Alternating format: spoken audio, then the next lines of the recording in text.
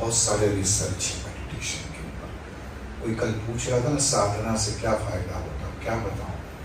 मैं एक छोटा सा आपको इस कॉन्टेक्स्ट में मैं रिसर्च शेयर करता हूँ।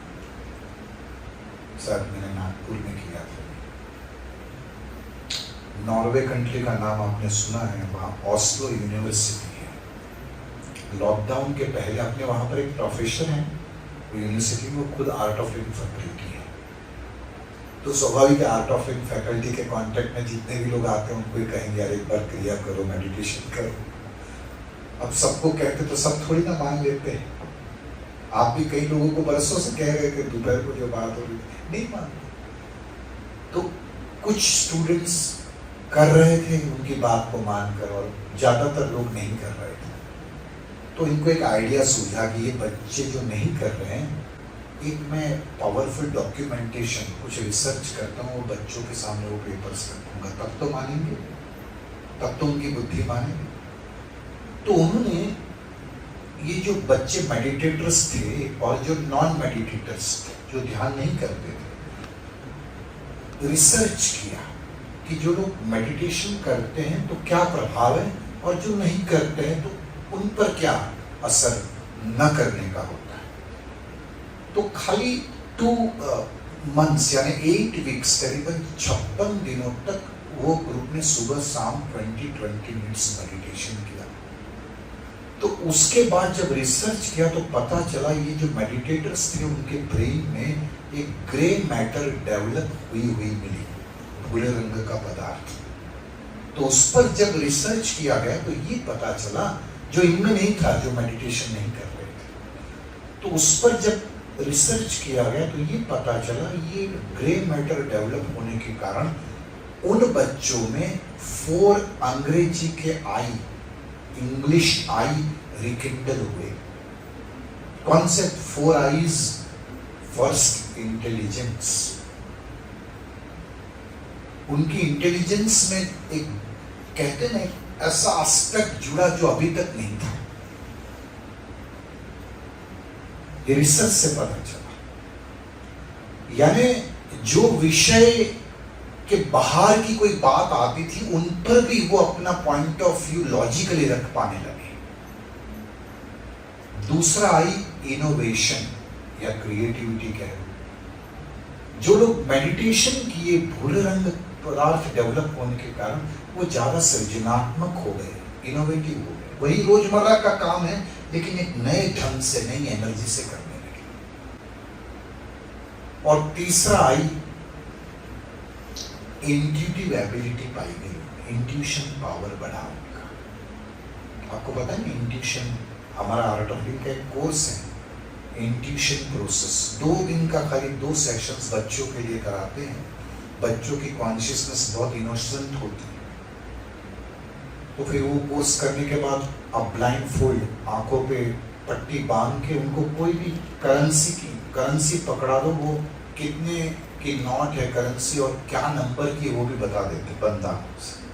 आप कोई भी किताब रैंडमली खोल के कोई पेज उनके सामने रखो, ब्लाइंड फोल्डेड है, वो सब कुछ पढ़ देते हैं। ये इंट्यूटिव एबिलिटी डेवलप हुई जो लोग मेडिटेशन करते थे। केवल बच्चों में नहीं, बड़ों में भी ये पाया गया। मैं अक्सर एक इंट्यूशन की व्याख्या करता हूँ, right thought at right time. सही समय पर सही विचार आना, ये इंट्यूशन है। अब देखना, कई बार हमारे पास इंफॉर्मेशन बहुत कुछ होती है, लेकिन जब एग्जाम्स होते हैं, इंटरव्यू होता है, या कहीं पर जब वो चीज कहनी होती है, बोलनी होती है, तब क्लिक नहीं होती। आप जितने कंसिस्टेंट मेडिटेटर हो, आपकी इंट्यूटिव एबिलिटी डेवलप होती है, डाउनलोड होता है सब अपने आप। मैं कभी भी कुछ सोच के आता ही नहीं।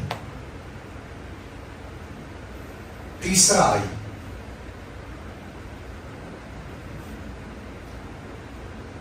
इंटेलिजेंस, इंट्यूटिव एबिलिटी, इनोवेशन यानी सृजनात्मकता, और चौथा आई इंस्पिरेशन। आप खुद सेल्फ इंस्पायर्ड हो जाते हो।